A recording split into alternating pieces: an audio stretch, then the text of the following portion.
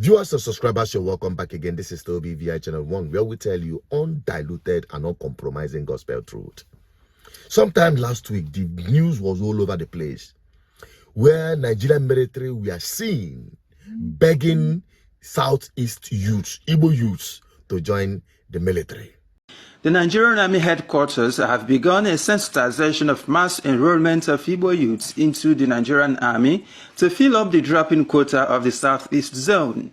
Today in Enugu, Army delegates are interfacing with local government chairmen, traditional rulers, a town union president, and leadership of the student union, echoing the importance and motivating Igbo youths to join the Nigerian Army, noting that withdrawal of Igbo youth from joining the army en masse could affect the collective interest of the zone. The last quarter of last year, Enugu State had a slot of about 200 persons, but they were not able to fill up to 100. A lot of young men that really want to join the army, but for some of these sentiments being bandied around, some of them lack encouragement from the local government councils.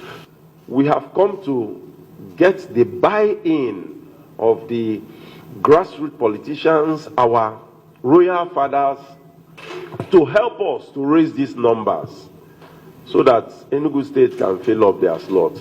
Since afterwards, there had been so much response and misfeelings about this whole thing, reacting to this call, begging Igbos to join the military. I think this is the best response to this very call. Why do you think the Southeastern youths are so reluctant on joining the army? The reasons are very obvious. Which are? You call them IPOB and terrorist organization, and you have killed them in numbers. Who killed them? The Nigerian military. Killed Southeast youths in numbers? Southeastern youth, yeah. They are in the Southeast as an army of occupation. And every youth they see in sight is shoot at sight. In the Southeast? Yes. These have been Are the governors aware of this? Of course, all of them are aware. All of them are. And what are they doing about it? Especially if that this story happens to be true. Especially that of Imo State. In the local government of Hope Uzodinma, you can hardly see any young man there.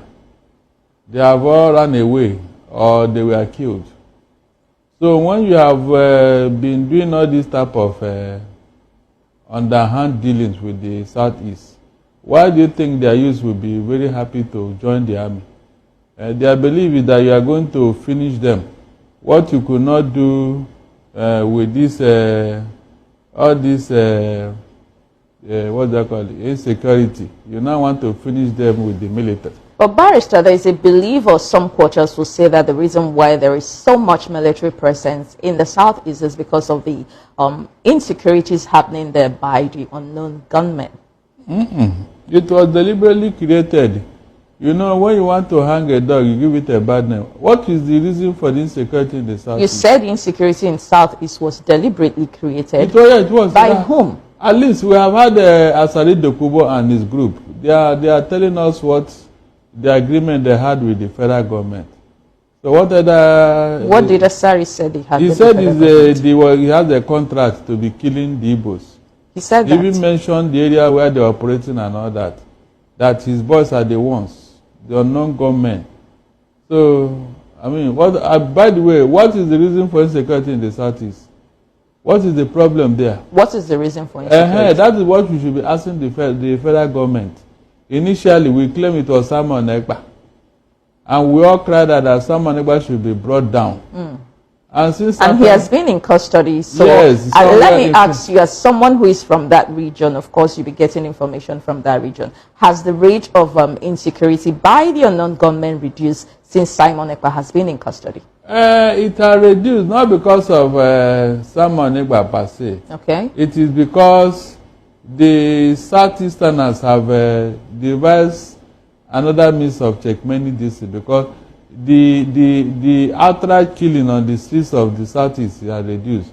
But the Fulani herdsmen are still rampaging in the bushes and farmlands. They are still there. So in the Southeast region, yeah, we saw women protests in Enugu State. So all those things, who created them? Are they Southeasterners? Is the federal government not aware of this, what these people are doing? Why did they allow them to be carrying guns and be killing people?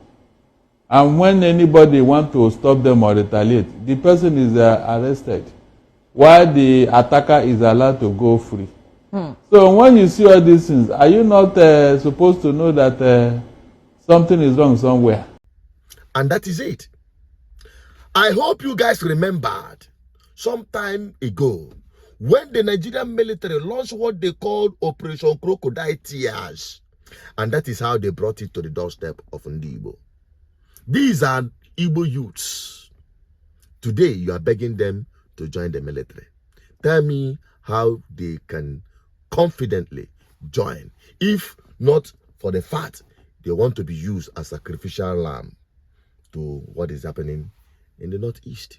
No, I'm telling you honestly speaking. And I can rest assure you that an Igbo young man, a prospective Igbo young youth, will prefer to go out on the street and find food for himself than to join any Nigerian security operative. What future is he going to guarantee that is guaranteed for him? No, tell me what is guaranteed for him. I think you guys don't know what Igbos are made up of. Okay?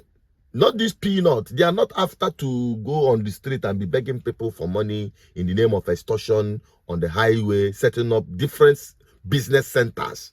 And you think no now go geji we below dogu na village here, take care of his financial responsibility. Igbos don't do babiala. Igbos take up responsibilities that Nigerian government failed woefully on the entire Nigerian people, sniffing the future of the youths. Go to the north. They even beg them to go to school. But Adiboman will take it upon himself to take his child to the best of the schools. Nigerian military operatives or personnel or security personnel, how much are they being paid? And they are being lined up to be given peanuts like this. And you think that is the kind of thing that an Igbo young man, for them, e-money them, Zenkova, Obama, name them. When they are seeing these guys as their role model, and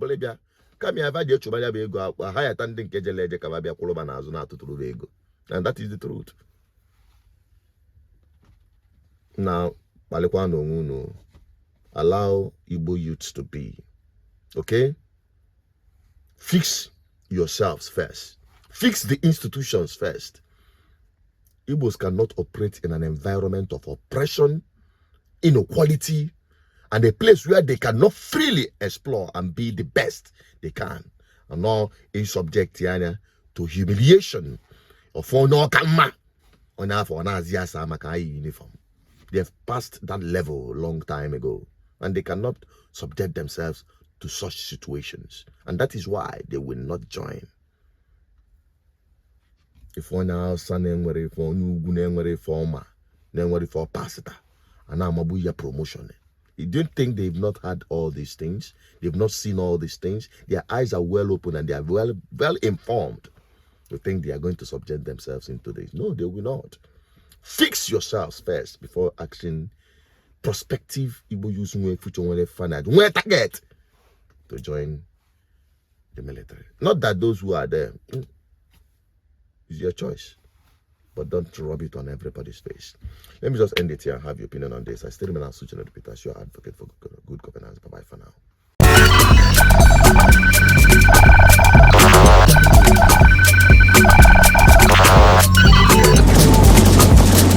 GGN, uniting the people for good governance.